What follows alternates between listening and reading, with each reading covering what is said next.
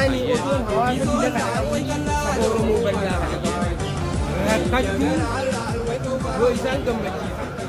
Nafi rakkoon biyya waliin isaan kan jiru. Yoo rakkoon biyya kan isaan qulqulleessu taate gargaaran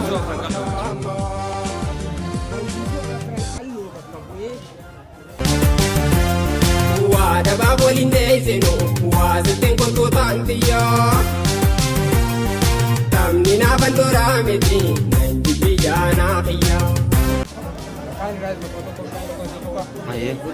Buleessa ko garaagaraa ayyeessi wada babolin deesenu waasitteen kotootaan xiyyaa tamni naafan toraa miti biyyaa naafiyyaa. Waillee xiqqoo duubaatti naaf ta'an qaba. Nanji biyyaa buleessa ko wada baasira kumaa qaba. Akkataanis nu markata abaataanis jiru daba waa kadaaf mana ta'een anaa ta'u meeyaan silaa'u qabeenyaa wayi namni buleessa waillee xiqqoo duubaatti horii gaafii Anuma irratti jira goblaadhaa buleessi. Silaa'u buleessa qaba garaa hiyyeetiyaa. Waada biyya kumaa qaba. Waada baaboliin deesenu waasitteen kotootaan xiyyaa.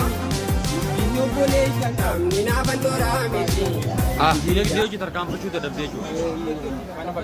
Ayyee.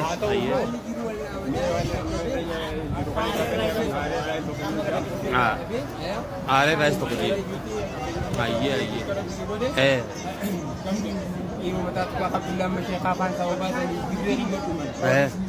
Akkitti qabbii ayyakuutu baluu itti Dhugaa. Yeroo mataatu daa'imman kan namni hin jarjartu. Namni mataatu hin jarjartu. Mataatu ta'a barii hin jarjartu. Ayyee.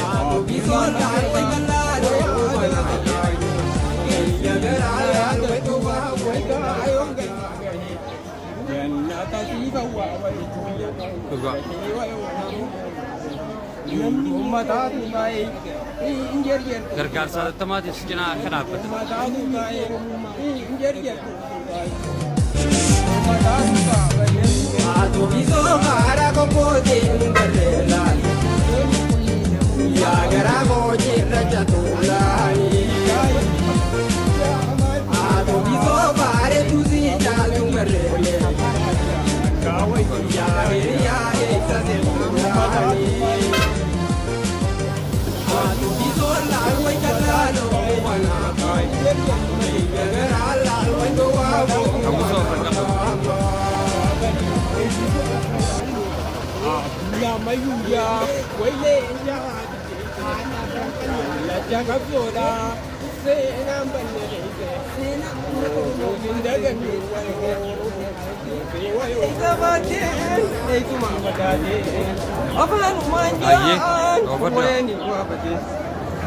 Kanaafuu dhaabsi hawaasaa qabdu.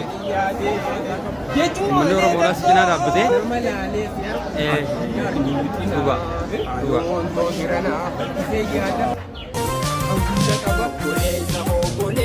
Amna kanatti qabalu maaliif deema? Ani oduun hawaasa biyya kana qabu saba Oromoo bal'aa kana qabu rakkachuun yoo isaan gammachiisa. Nafi rakkoon biyya waliin isaan kan jiru. Yoo rakkoon biyya kan isaan qulqulleessu taate. Ayyee.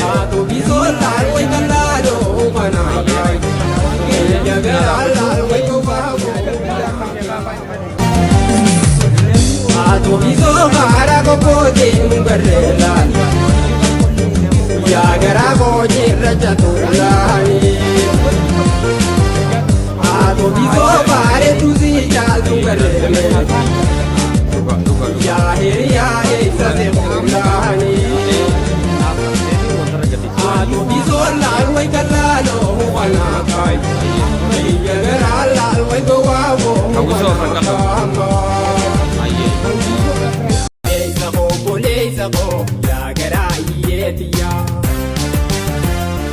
Wada babolin deesenu waasitteen kotootaan xiyyaa tamni naafan toraa miti